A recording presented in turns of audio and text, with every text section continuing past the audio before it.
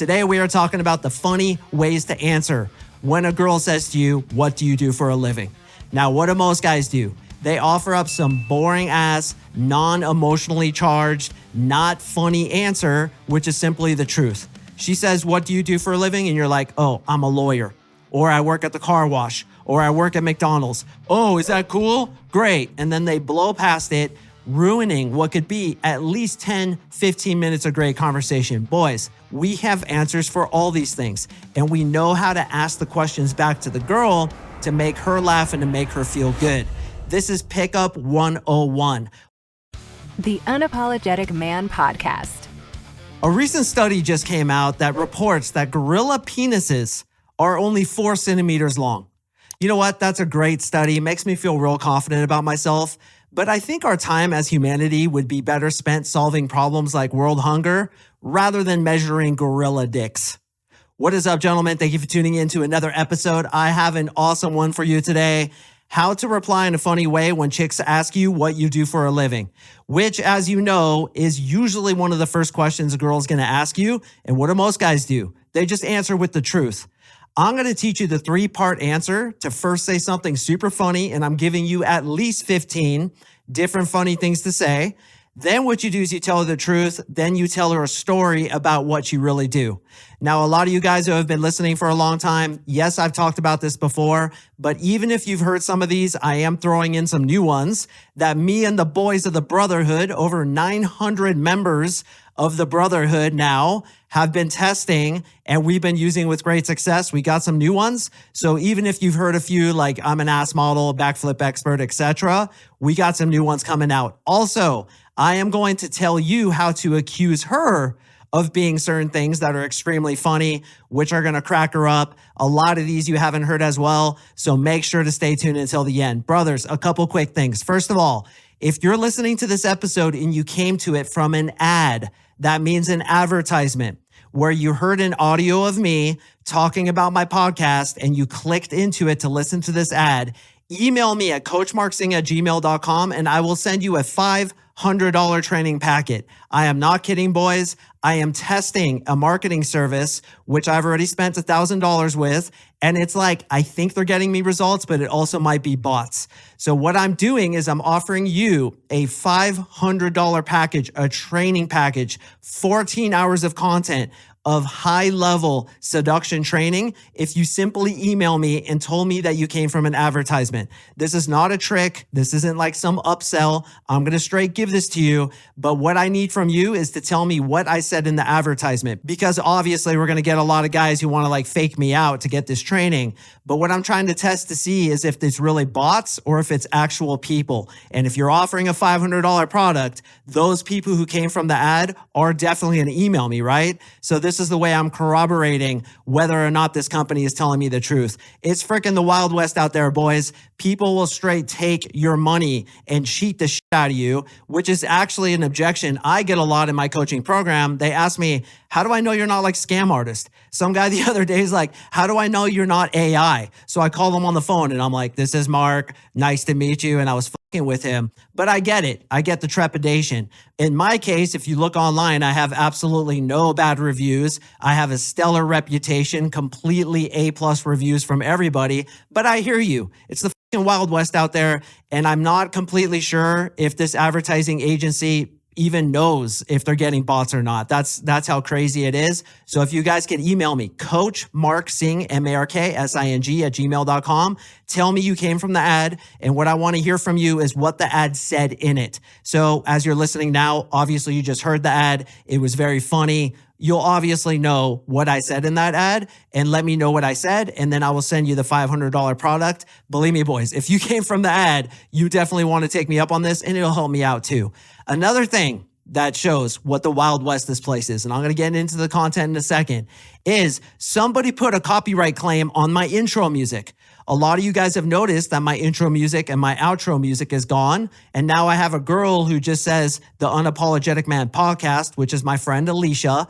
Dude, I bought that song from a copyright-free website. I bought the rights to it like 6 years ago. Somebody put a copyright claim on it saying it was their song, even though it's not. And all my episodes started getting taken down. It's like guilty until proven innocent. So I had to quickly change everything. Liam, my podcast editor, has been going through all the episodes and changing them. So that's why the song's no longer there. But I actually think it's a blessing in disguise, which I'm going to talk about in an upcoming episode. So boys, today we are talking about the funny ways to answer when a girl says to you, what do you do for a living? Now, what do most guys do? They offer up some boring ass, non-emotionally charged, not funny answer, which is simply the truth. She says, what do you do for a living? And you're like, oh, I'm a lawyer, or I work at the car wash, or I work at McDonald's, or wherever you happen to be working, or even if you're a student, you just give them the truth. My opinion is this is a golden opportunity to prepare your answer because you know girls are going to ask this to you.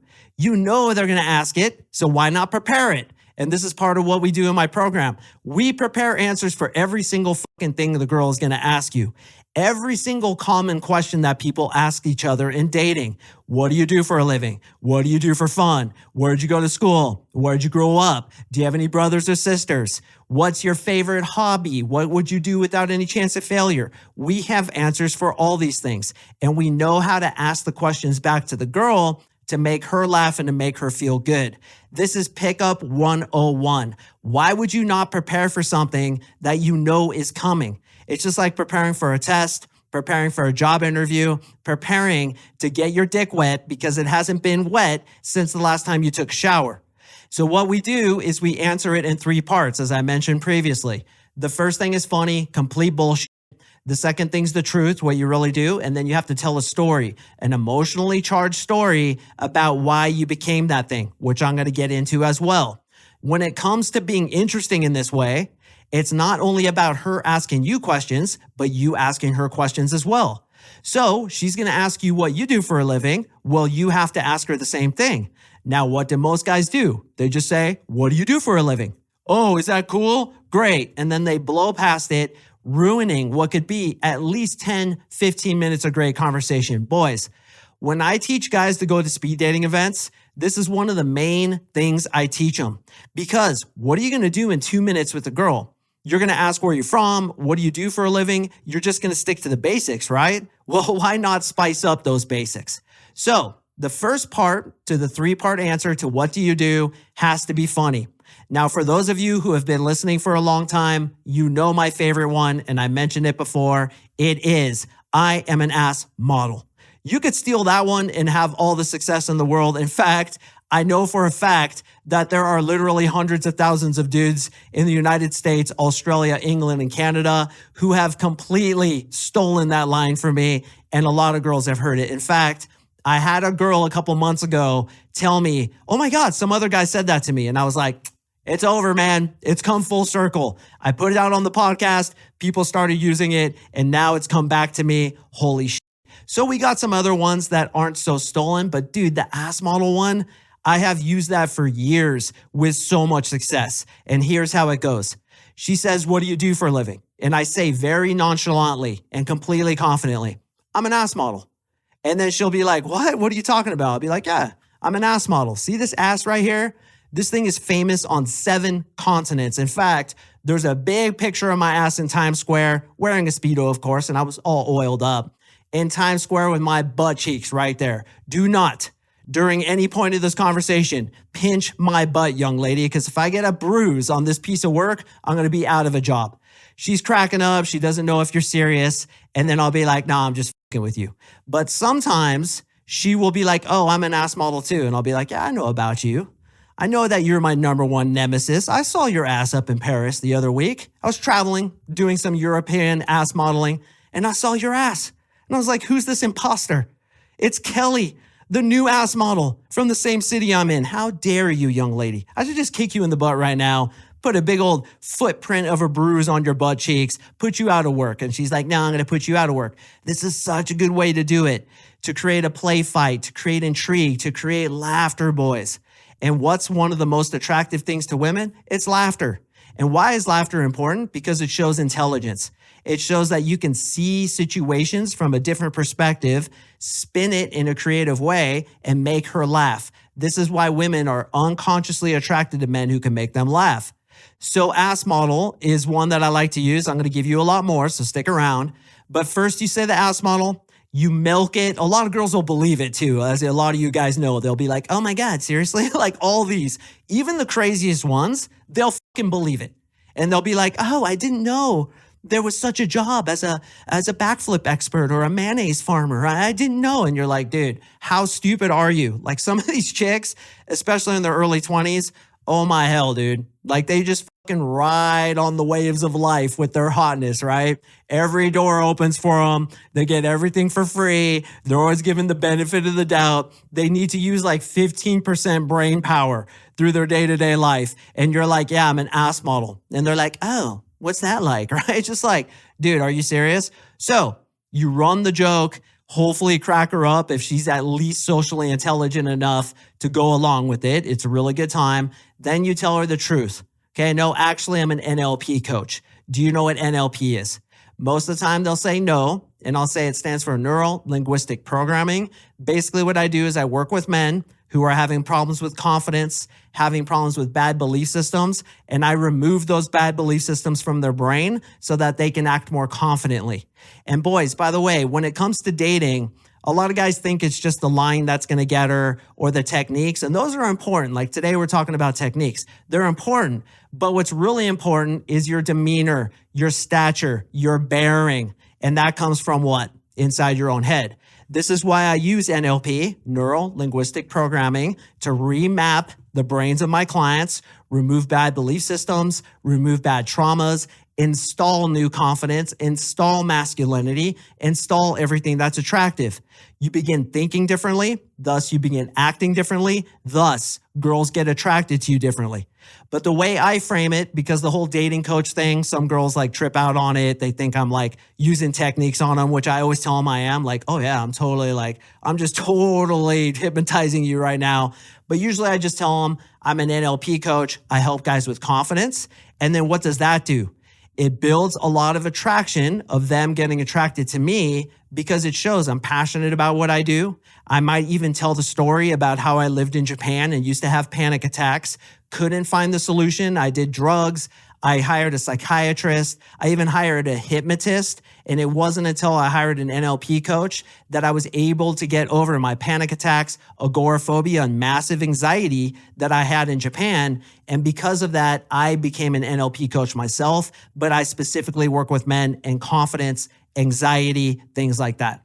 And when I angle it that way, showing a vulnerability that I've overcome, showing that I'm ambitious, showing that I persevere through adversity, showing that I am helping other men, holy shit, boys, attraction on command. And what just happened?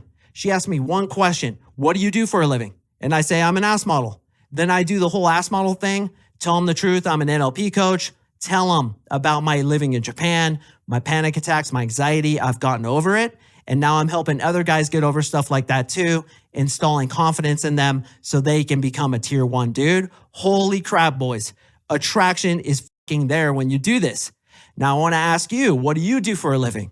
Well, if what you do for a living is cool, like you've worked a long time for it, you need to figure out how you rose through adversity to get there.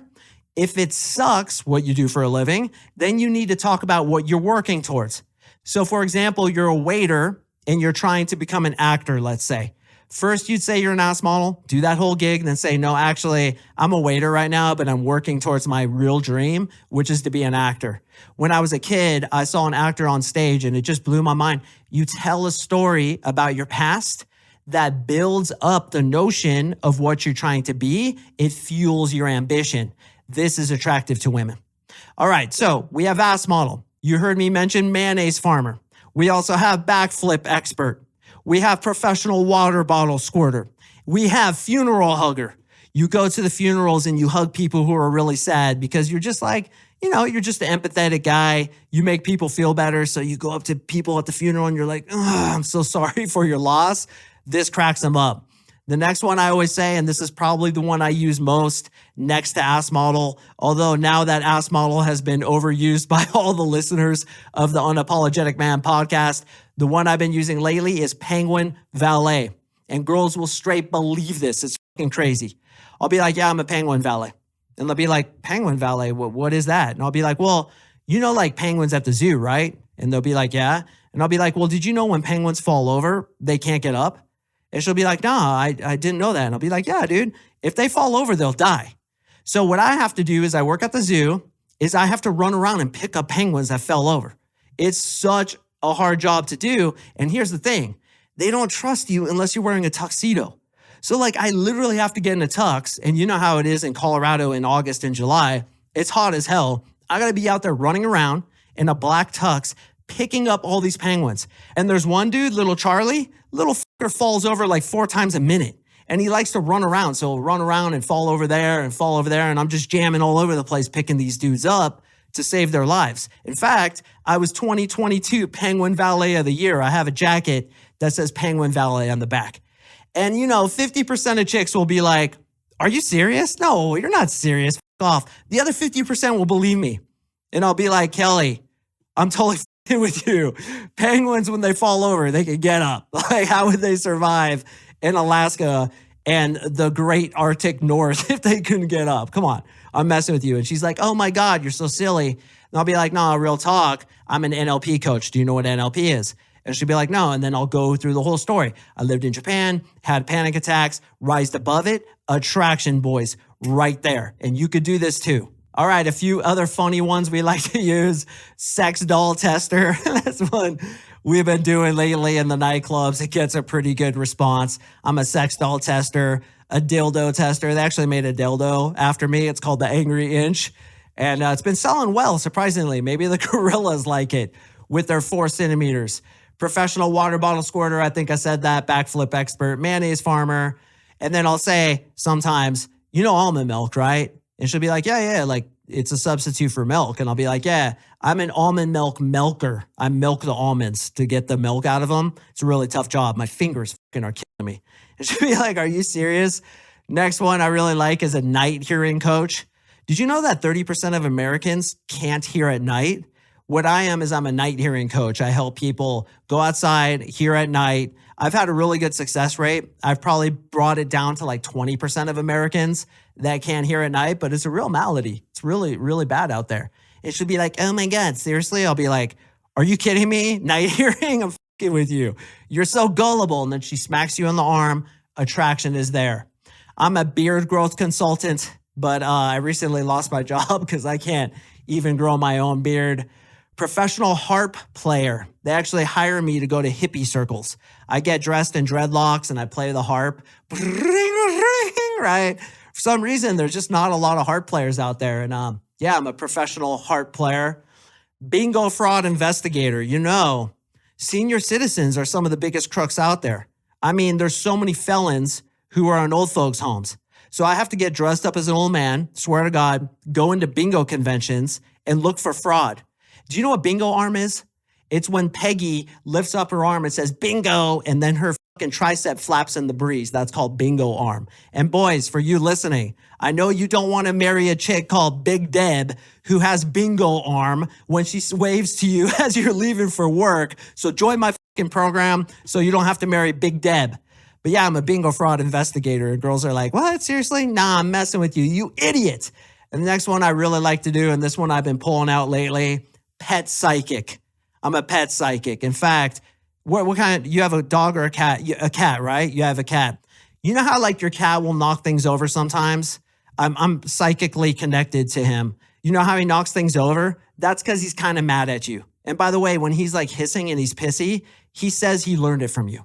So a little less pissiness, Veronica, because your cat is trying to emulate what you do. So boys, there's a ton right there that you could work with. I want to give you some that you can accuse her of. We're getting long in the tooth. We're about 20 minutes, but stick with me here because these are funny too. So when you ask her what she does for a living, here's how you do it. You say, so what do you do for a living? Wait, let me guess. And then you say the funny thing. So the line is, so what do you do for a living? Wait, let me guess. First thing I always say, and for those of you who've been listening for a long time, or my clients, you should know this, I always accuse them of being an ice cream man. So I'll be like, so what do you do for a living? Let me guess. You look like an ice cream man. In fact, haven't I seen you driving around Denver before? Yeah, that was you in the ice cream truck, right? The one with like the Rasta guy on the side. Listen, I love mint chocolate chip. I actually live in a cardboard box right outside this bar. You may have seen me. It's like a little cardboard box, but I love mint chocolate chips. So young lady, meet me here tomorrow at 12 p.m. and I want you to bring me 2. That's right, 2 gallons of mint chocolate chip. I'd appreciate it. Thanks, ice cream man. And then when I text them, after I accuse them of being an ice cream man, I always say, hey, Kelly, I saw an ice cream truck going 150 miles per hour down the 405 freeway. I know you're late for the ice cream man convention, but relax, you're going to kill somebody. And that's usually my first text, alluding to something funny in our conversation rather than the standard, hey, it's Mark, remember me? I met you at the Elbow Room. Do you want to hang out tomorrow? Complete crap, boys. What I always do is allude to something funny. Accusing him of an ice cream man is always something funny. Next one is I'll accuse him of being a machine gun saleswoman, accuse her of being a tanning butler. I'll be like, so what do you do for a living? Let me guess. Looking at you, you kind of look like a tanning butler. Is that what you do? You help people get tan at the Hilton over there on 4th Street? That's what you do, right? You're a tanning butler. Or, and this one I love, when she tells you she's a model, which they'll sometimes like try to work into the conversation, you'd be like, oh yeah, I recognize you. You're the girl who dances in the burrito outfit outside of Taco Bell on 4th Street, aren't you? You're the burrito dancer, aren't you? Or when she says she's a model, you say like an eyebrow model or like a hand model or something. Anytime they try to brag, you fucking flip it. Another one. And this one is so funny. I literally did this 2 weeks ago. The girl told me she was on OnlyFans. And I was like, oh, is that like that baseball card place that sells baseball cards? You're like on TV selling baseball cards. That's what you do, huh? And she's like, shut up. The OnlyFans, the fucking promotional model, the modeling thing that so many chicks say they are. Even if they've like modeled one time like 3 years ago, suddenly they're a model now. And they're all going to tell you that they're a model. So eyebrow model, burrito dancing model, or if she says she's on OnlyFans, accuse her of selling baseball cards. Another one, and I absolutely love this one. It's probably been my bread and butter over the last 6 months. Helmet impact tester. I'm like, you're a helmet impact tester, aren't you? That's why you're not all there right now. A little confused. I see your right eyeballs like floating away sometimes. Helmet impact tester, right? Now I'm just messing with you. What do you really do? Get her to tell you what she really does. Based on her answer, you could tell whether or not she likes it. If she likes it, ask her what inspired you to want to become that. Let her talk about it. If she hates it, what I usually like to do, and this probably warrants its own episode, but I'm going to give a brief synopsis of what I usually like to do. I usually like to have her explain how she would like to take revenge on people. So oftentimes I'll meet waitresses out at the nightclubs because, you know, these chicks are like in their early 20s when they're like really hot. A lot of them will be waitresses or, of course, models. And sometimes what I say is, you know, I often wonder, how often do you guys actually take revenge on guests? Like, do you ever slap that steak between your armpit or accidentally drop it on the ground when the guy's being a real asshole? I mean, have you ever spat on a steak? Be honest with me. And you could talk to her about that. Here's some funny stories, elicit that conversation. But if she really likes her job, I always say, what inspired you to want to be that? And if she can tell a similar story to your story about how she overcame adversity or was inspired by a child to be, let's say, a veterinarian because a veterinarian saved her dog when she was a little girl, those are the fucking juice, man. Those are the things that get really good attraction. So boys, I hope you got some good value out of this. As a reminder, if you heard my ad, which got you to this episode, email me at coachmarksing@gmail.com and I will literally send you a $500 product that gets deep into how to attract women, how to become as confident and attractive as possible. This is really high quality stuff, and I'm reserving it for guys who just tell me, hey, I came from the ad. That's all you have to tell me. Explain to me what the ad said so I can corroborate that you're telling the truth, and I will send you that content. I just need a way to see if people are actually listening to my episodes or if it's just bots. Because if they are listening to my episodes, which I kind of doubt based on the previous statistics, because it's like I got like 6,000 listens and then like the next day it just went back to normal. You would think if I got 6,000 new people, at least like a few hundred, if not 1,000, would come back the next day to keep listening. That's my opinion anyway, but this is how I'm testing it. So your help there would be sincerely appreciated. Gentlemen, I do appreciate you listening. I drop podcasts on Mondays and Thursdays, so please stay tuned for the next one, and I will see you in the next episode. What is up, brother? Just wanted to thank you sincerely for watching this episode. If you've gotten any value whatsoever out of my content, the single best way to help me is to like, comment, subscribe, leave me a review. You have no idea how much that helps me. Also, if you're struggling with women and you want to talk to me personally about how I can help you achieve your goals with women, sign up for my 3-month coaching program below and you and I will talk. Join us in the Unapologetic Army.